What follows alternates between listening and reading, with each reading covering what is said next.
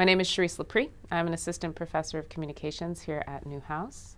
My area of expertise is media psychology. So my PhD is actually in social psychology, and I also have a master's in film and television theory. My work focuses on the intersection of media and communications, start that line over.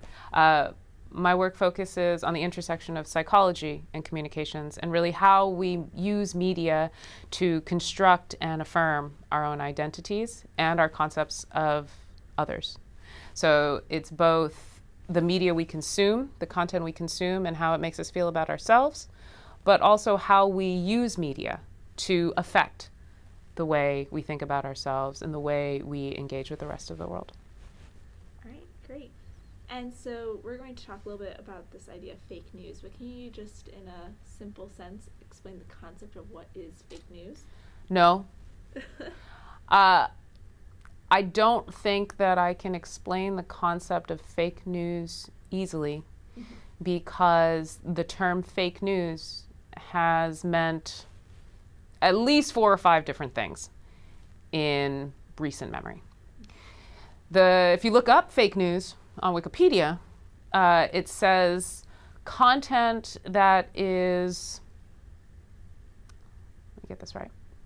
If you look up fake news on Wikipedia, it says content that is deliberately misleading, right? So headlines that are either outright false or through hyperbole enhance one thing when it's not technically what the story is, right? So having said that, our original use of the word fake news, for the most part in recent memory, has been news satire, right? So The Daily Show touted itself as your #1 source in fake news, and Norm Macdonald on Weekend Update in the late 80s said, welcome, this is the fake news, right? So for a long time, fake news meant fake news programming, right? And it was satire in the structure of a news program. In recent memory, especially with digital technology, fake news has come to mean misleading or false content. Having said that, we also see how fake news is effectively used as a curse word for things we don't like, right? So if I give you a fact, you don't believe that fact, you may counter with, oh, that's fake news, right? So technically, according to a lot of discussion about fake news right now, it depends on the intent of the producer, all right? So if the producer is intending to mislead you, that is fake news. Unfortunately, at the same time, if I hear news that I don't want to believe, I might call that fake news. At the same time, and we see this now, journalism outlets have to be on point. They can't make any mistake. You make any mistake, and now they're being attacked with titles of fake news, even though it was never intentional to begin with, right? So I don't think that there's a simple definition of fake news. There is a conflicting environment where everybody's own interests are at play, which is nothing new, but the extent to which we have a platform to vocalize our own interests, and our own interests become valuable above and beyond reality, now we're getting into the use of the word fake news on a regular basis without ever actually defining what it actually means. All right. I didn't realize that there was so much conflicting ideas behind what fake news can be. So right now it's just thrown out as that's fake news. That's fake news. Yeah. That's not Everything true. is fake news. Right. Yeah. And also when we think about it in that context and we realize that fake news fake news 30 years ago meant satire. So at the same time, we see The Onion posting headlines that are disturbingly brilliant, right? Because they're true, but they're absurd. And then they get shared. People are like, well, that's fake news. And you're like, well, it's The Onion. It's not news. It's satire. But I'll share one headline with you that cut me to my core on The Onion. Let me see if I can get it right. We can edit this in post. See if I get it right. It was black man blissfully unaware his name to become hashtag by the end of the week. And I was like, that's effed up. It's effed up because it's weirdly true in the discourse that we're having with, what's the word I want? Of unjustified death, right? We're just bombarded with unjustified death. And so it's satirical news, and it's not true, but it's not meant to mislead you. But it is asking you to think about what you know and the trends in our current society. And it's funny because it's real, but it's fake, but it's not misleading. That's all I got. It's like a huge gray area between the ideas. Yeah. It's interesting. All right. So then my next question would be, how is fake news as it's presented now, as it's thrown about now, damaging to journalism? Sure. One point I want to make before we get to that is I just want to reiterate the point that I think I just made, but I'll say it again. Fake news isn't new, right? Fake news, actually, I believe some have argued all the way back to, Roman times, sharing false information about the emperor to change public opinion. Like, that's fake news. So gossip columns, it's fake news. Weekly World News, fake news, right? That we see it come back again and again because we have this psychological need to affirm what we believe, right?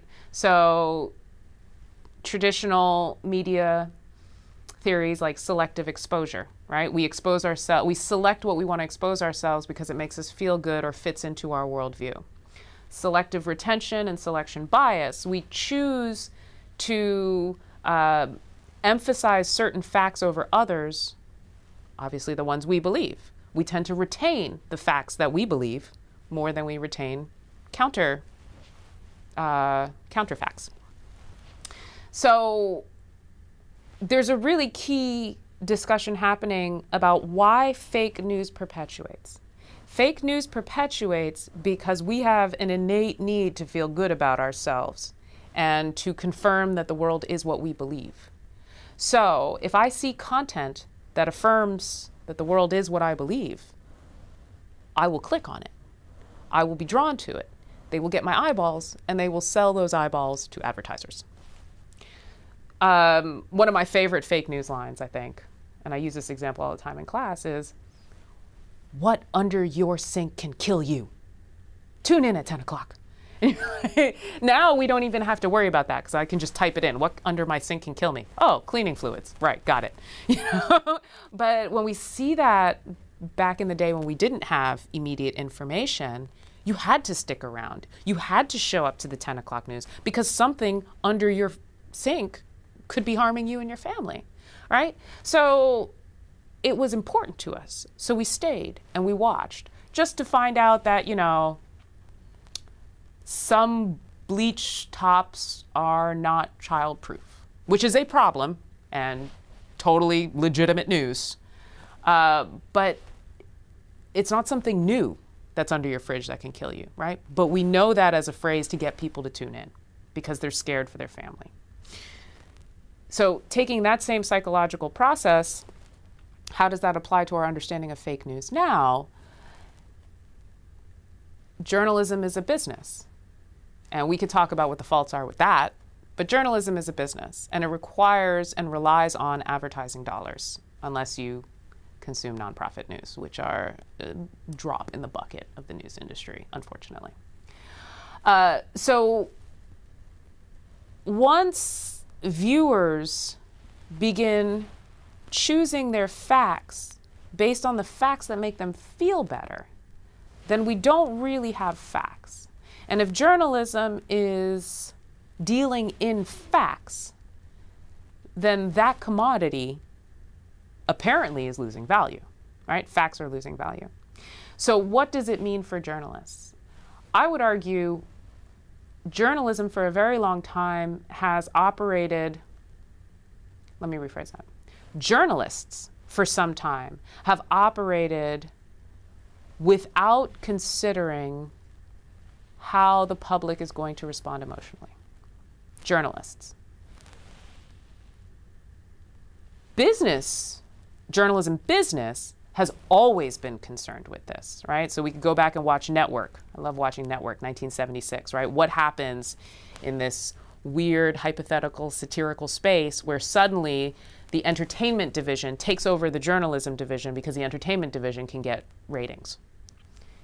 That's where we are, right? That was a joke in 1976. It's where we are 20 years later in 1996 with the advent of Fox News, MSNBC. So what does it mean for journalists? I think it means that journalists need to reconsider what they are dealing in, like what they are selling and to whom they are selling it. Now, that's not to say that journalists should not sell facts. That's not what I'm saying. What I am saying is that the business is changing and facts can no longer be presented in absentia, where it's like, here's a fact, here's a number, I'm going to give it to you. Who, what, where, when, how, and why. Boom. That's not enough to tell the story anymore.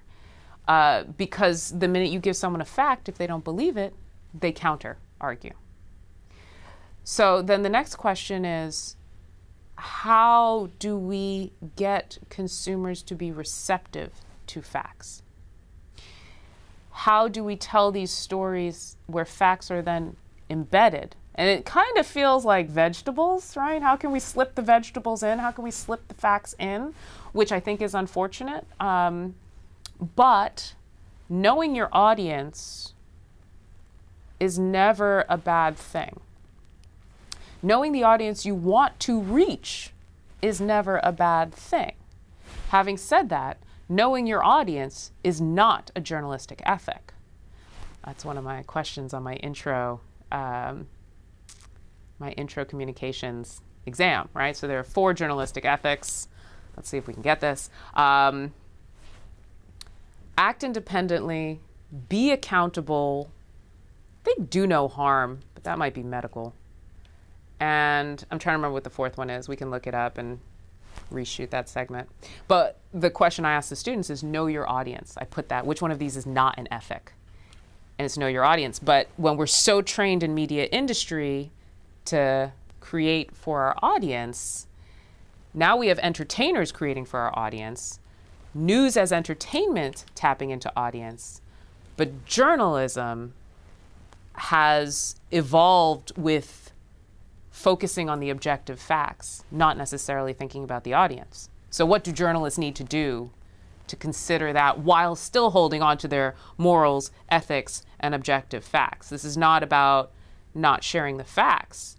This is about how do we share the facts and how can we engage people who are prone to counter-arguing said facts. All right. That was lengthy. No, that's totally fine. It's like all new information for me, so I'm just so interested in it. Yeah. So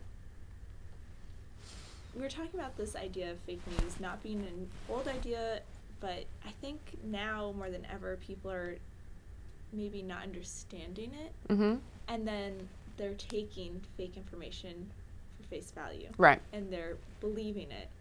And then we have, of course, press secretary and saying alternative facts and all that other stuff. Yeah. So Hitler didn't use chemical weapons. No, it didn't happen, obviously. It's just like the idea, like, to me it seems, that's not real. Yeah. Someone made a mistake there.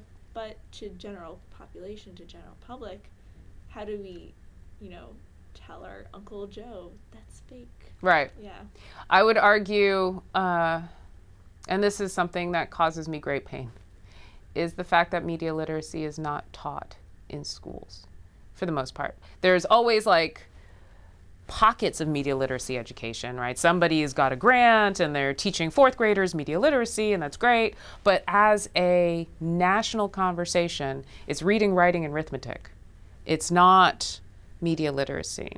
And I would argue also when we think about reading as a discipline and English as a discipline, it's literally teaching literacy.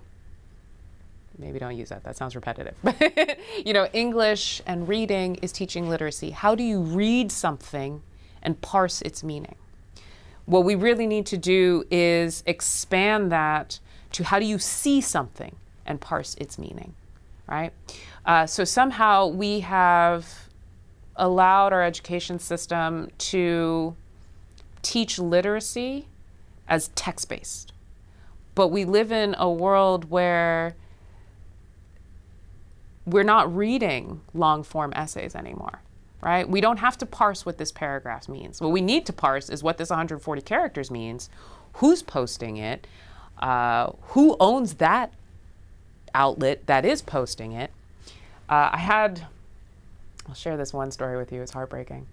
It's not heartbreaking, there's more heartbreaking things. I try to tone down my hyperbole. But I had a friend of mine on Facebook, she was talking about something, and one of her friends, right, so this is a second degree friend, posts some story. So I click on this story. I'm like, oh, what is this? And it just seemed wrong and fake, and I didn't believe it. But I was like, okay, well, let's see who this group is. And I can't remember what the title of it was. I can go back and take a look. But let's call it ABC. No, let's not call it ABC News. That's a real news. Let's call it XYZ News, right? XYZ News.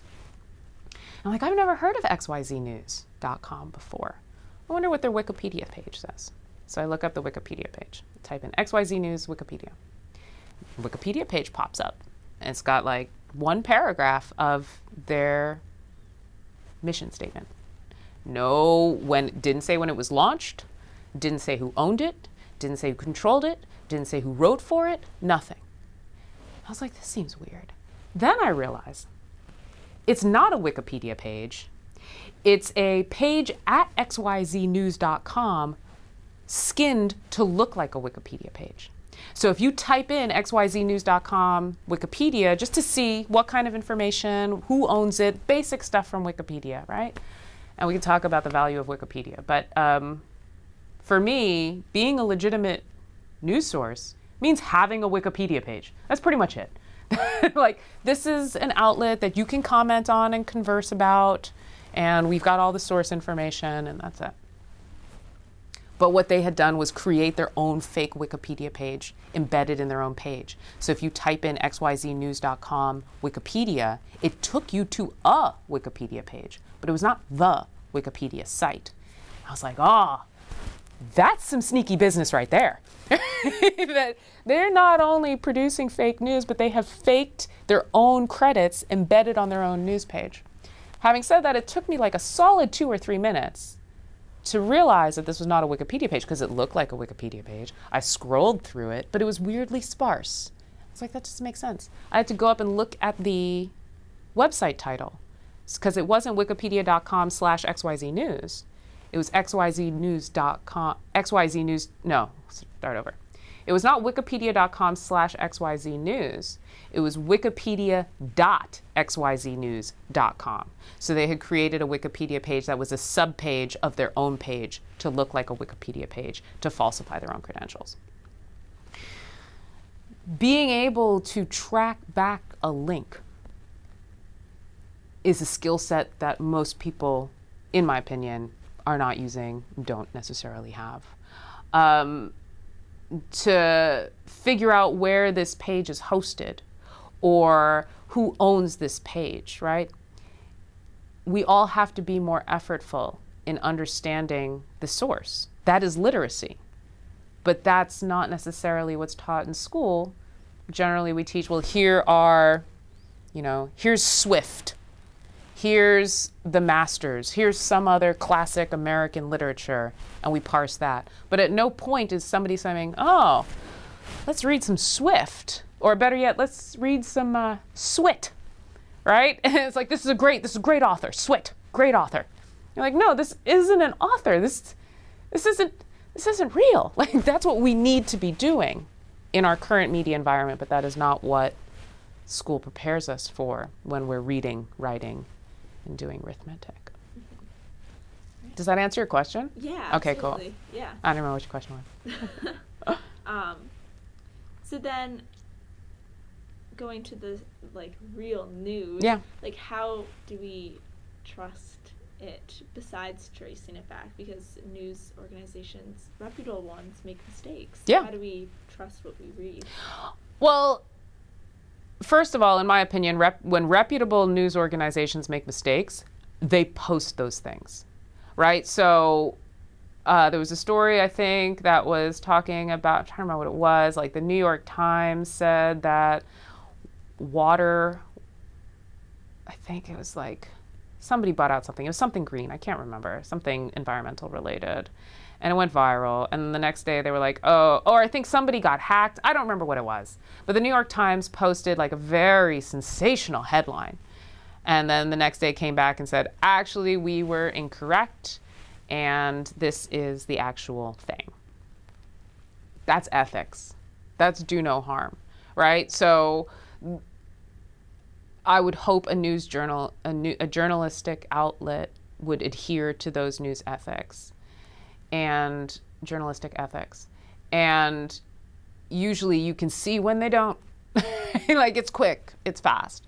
Having said that, I generally try not to consume for-profit I do consume for-profit media, but it's never my sole source, right? I really try and put my emphasis on nonprofit media, or nonprofit news media. But at the same time, if you hear a story, you have to go and see other sources that are sharing the story, right? It's Breitbart is saying X. Okay, who else is saying X? Oh, is everybody citing Breitbart? Because then we have a problem, right? That this is only coming from a single source and no one else is talking about it. At the same time, I don't know about Breitbart, but at the same time last week, Fox News wasn't talking about the Bill O'Reilly scandal, right? So if you were only a viewer of Fox News, there was no scandal because it wasn't on the news. So it clearly can't be important. That's why you have to have a plethora of different outlets. So I'll just share my personal outlets. I listen to NPR in the morning edition. I watch the PBS NewsHour. I also require all my students to watch the PBS NewsHour when they do their current events quizzes. The Economist. And I also read the New York Times and the Washington Post. I really like the Washington Post for their opinion pieces, more so than anything else. But I end up clicking on them all the time for these opinion pieces. I was like, I guess I got to pay money. It's fine. And so at any given point, you have to be able to cross-reference stories. If you cannot cross-reference stories, both in outlets you like and outlets you don't like at the very least, if CNN says something that's news, then so should The Economist, so should the New York Times, and so should Fox News. And if all four of those are not saying it, then maybe think a little bit harder. So we are now in a position where we have to do more work to be active citizens and cognizant consumers. But again, that is counter to human need or human psychological tendencies, which are literally, what do I got to do to not do work? Right? We are lazy amoebas, and we drift towards what makes us comfortable and drift away from things that make us uncomfortable. And so we have to make a very conscious effort. I am not going to be an amoeba. I'll make that t-shirt. I am not going to be an amoeba. # journalism matters. So it's on us. And I don't use that line. Don't use that line. I don't want to appropriate a phrase that's been used for sexual assault. But it's how do we change the discourse? Everybody has to decide they're going to work harder and do better. Good luck with that. I'm also a misanthrope, by the way. I don't include that. I gotta get tenure first. Once I get tenure, then I can include. I can be so misanthropic. It's gonna be awesome. Anyway. So, the iPhone app, the news app, right, that kind of helps us, us lazier humans, get news from different medias, right? Have you ever used that app? I mean, I use it. I would argue, so I also get really up in arms when people are like, don't get your news from Facebook. I'm like, I follow the New York Times, NPR, and The Economist on Facebook. I'm getting my news on Facebook, but I'm getting it from journalistic sources. That's the same thing with the iPhone app, right? Apple has decided which are valid journalistic sources. That's also a worthwhile point, right? You're not seeing bloggers, you're not seeing Madame Noir or, Very Smart Brothers or any of those other blogging spaces. You're getting journalistic outlets. I believe Breitbart is on that selection choice. So is Fox News, right? So, and MSNBC, which are, let's just stick with Fox News and MSNBC for now. I don't really want to talk about Breitbart. But both of those were developed to tap into markets. They were developed as biased news sources because there was money in that bias. And they both came out in 1996 in the wake of the, I'm sure there's a term for it, but basically in the wake of the GOP takeover of Congress, right? That Newt Gingrich, Republicans, managed to take over Congress in 94, 2 years after the Clinton election, and started playing up that silent majority phrase, right? And that rallying cry basically asked consumers not to believe what they're hearing in the news, and thereby demonstrated that there was a space for news that catered to this group. So there was a massive social shift happening in the early 90s that Fox News capitalized on and continues to capitalize on, and in fact accelerates the whole affair, in my opinion. What was your question? Oh, the iPhone news app. So in my opinion, the iPhone news app isn't any different than Facebook, right? Here's a list of, because it's not any different from, it is different from Facebook. Let me start over. The iPhone app for news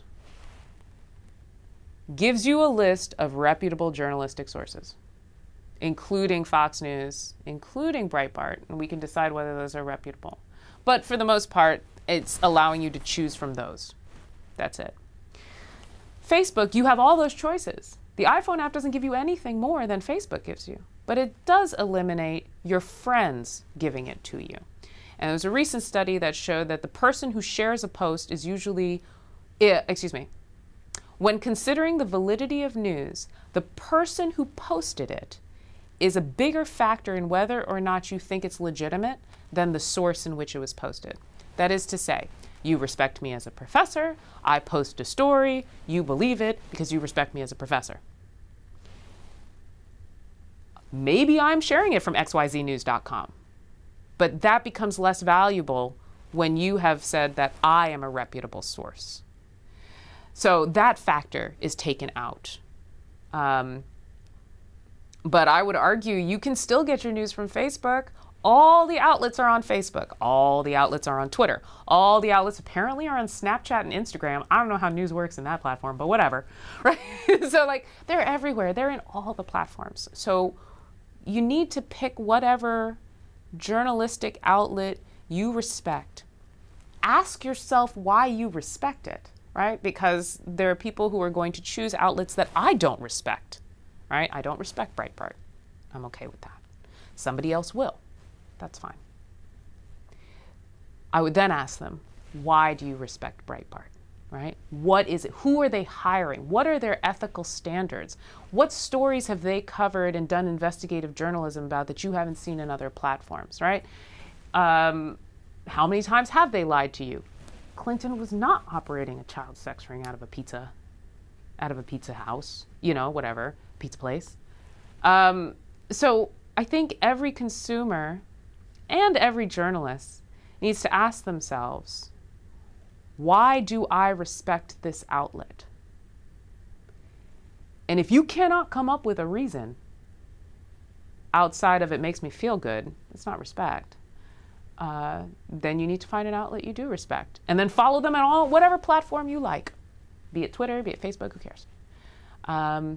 When you see that your friends have posted something, click on it, take a look, do all the work, find it somewhere else. Maybe you get a different perspective on it, right? And I guess I think I have, as a psychologist, I am Do you want to? Yep. Okay, that's fine. Click it real quick. Okay. Let me just get up and make sure, actually. That's fine. That's where assistants always help. We good? Yeah. Okay. As a psychologist, we study, I'll start that one over so you don't get the hair twist. As a psychologist, we study trends in human behavior, right? So what is the majority most likely to do given this situation? That's why I'm a bit cynical on relying on humans and consumers doing technically what might be in their best interest in the long run, but not necessarily their best interest in the short term, right? So for every news story you read, if you have to spend 5 minutes exploring whether or not it's true, that's going to take away from time with your kids, whatever the case may be, right? So I think that every consumer needs to sit down and think, what are the 4 or 5 outlets that I respect and why I respect them? And I will have them come up first on my Facebook feed, right? You can set your favorites and they'll pop up first, and you can get your respected outlets there. Again, just having the respected outlet doesn't necessarily mean that it's true, but if you respect it, right, that's what matters. Your source is what matters. So like I said, as a psychologist, we study how the majority, for the most part, the trends in human behavior.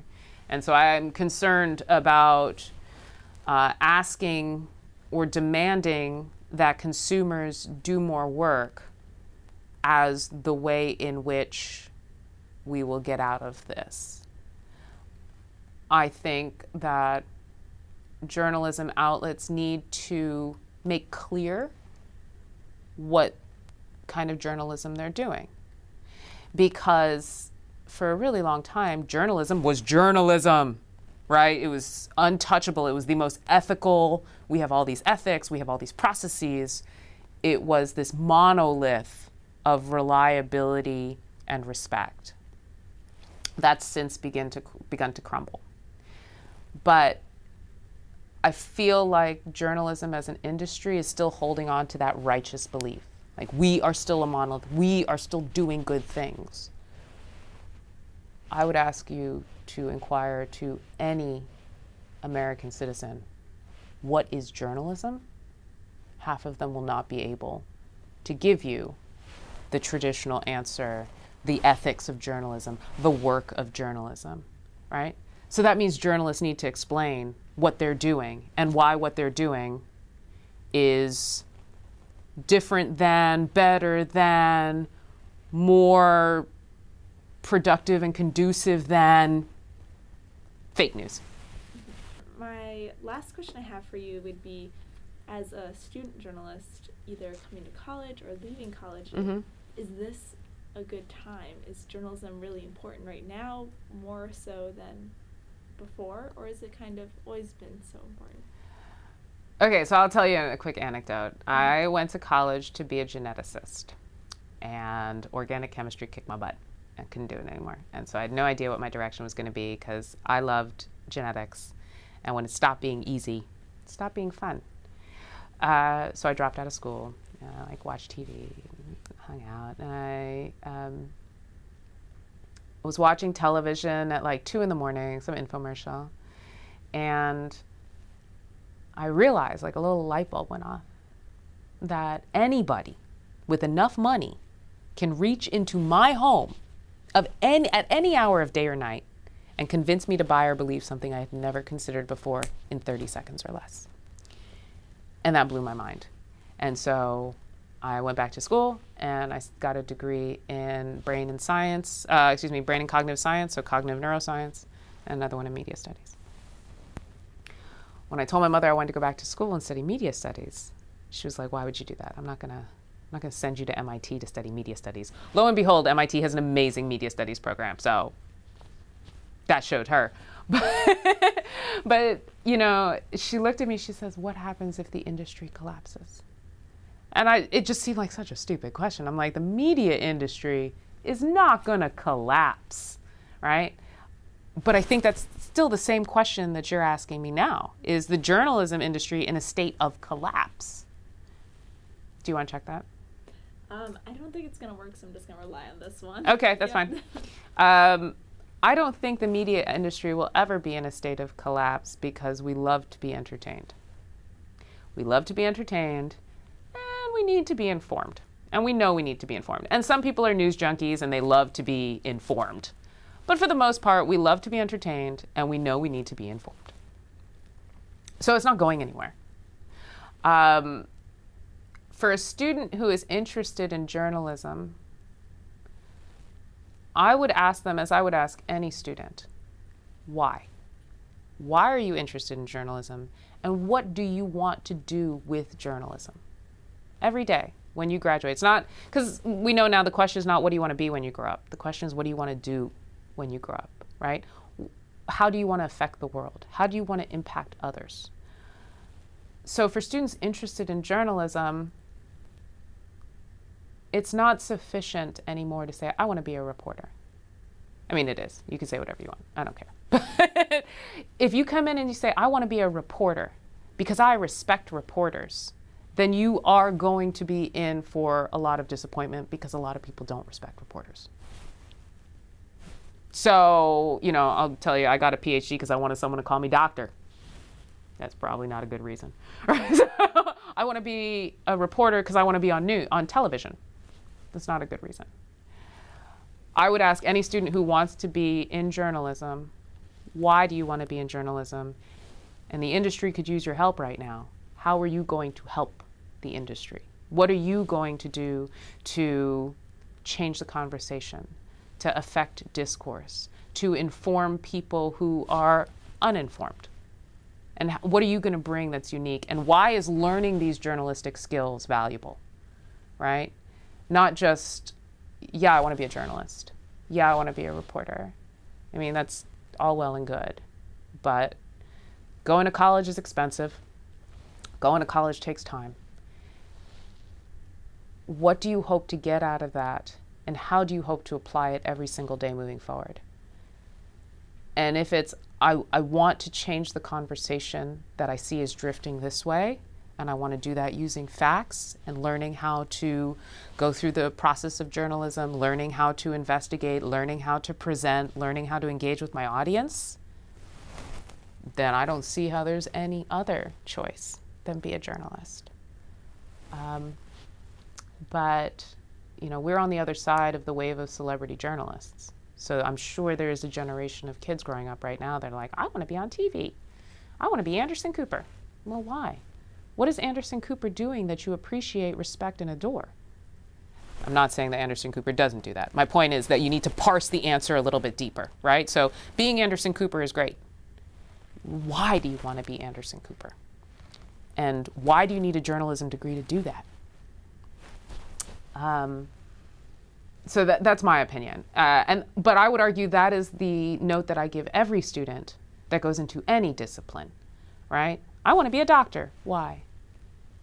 Let's unpack that, because that simplistic surface answer is not going to cut it when the industry is in crisis, right? As the medical industry changes, I want to be a doctor. That's not going to be sufficient as we move through these other medical crises globally, right? I want to be an engineer. Well, why, right? So if you can't answer the why, then is it really worth your time and money? Having said that, maybe you'll discover the why when you're here. And so that's okay too. I would just say, why do you want to be a journalist? And what are you going to do with these journalism skill sets on a day-to-day basis? Great. And is there anything that you want to discuss that I haven't asked about? I feel like there was one just now, and now I'm trying to remember what it was. I wrote a paper. I've actually been I've been pushing it out again with Bill O'Reilly being fired. I wrote a paper in 2005 on CNN versus Fox, the new Cola Wars, looking at when Fox came on the scene and how it deployed the same advertising strategies as Coke and Pepsi. Fox is Pepsi, by the way. Deployed the same strategies as Coke and Pepsi in the mid-'80s to differentiate themselves. In the end, I don't watch 24-hour news anymore. I'm done with it. I'm done. As far as I'm concerned, 24-hour news is the same sugary black liquid that rots your teeth and frankly isn't very good for you, but makes you feel good, right? And I'll point this out, like I remember when CNN came, I don't remember when CNN came on. Came on in 1980. But as a child, so 1984, 1985, my grandfather loved CNN, loved it. And it would just be on all the time. And like, we watched an obscene amount of CNN. And it was the best news that was out there because they had as much time to talk about anything. They could cover stuff live. They didn't have to wait for the 6 p.m. news hour, right? And I watched CNN all the way through after 9/11. In 2006 is when I stopped watching because a couple of incidents. One, they would say all the time in interviews, I'm sorry, we're out of time. I'm like, how can you be out of time? You're a 24-hour news network. Like literally what you have to offer is time. And now you're telling me you're out of time? I'm not okay with that. I'm not okay with that, especially when we see shows like The Daily Show, which is a half-hour comedy show, 22 minutes without commercials, right? Cut to the online space. So they will let a whole interview run. If they're talking for 45 minutes, they talk for 45 minutes. They cut down the 10-minute segment that goes on air, and they give you all the content online. And the fact that we had to wait for a comedy show to do that, in my opinion, is deeply unacceptable. Second reason I stopped watching CNN. I remember it distinctly, and I think I posted a blog about it. So, you know, the ticker tape of terror, right? It's like all this horrible stuff, and then there's whatever's happening on the screen. You know, some talking head talking about something, like, I don't know, maybe movies. It just wasn't, you know, deeply relevant. And then along the bottom it says, man self-immolates on the White House, not front lawn, but on the, you know, in front of the White House. And that's it, just came across. So you're telling me, CNN, that a man set himself on fire in front of the White House, and you're not going to cover that? But you know it happened because it's on the little ticker tape. That's when I was done. I was like, somebody immolated themselves. They set themselves on fire in front of the White House. That's news.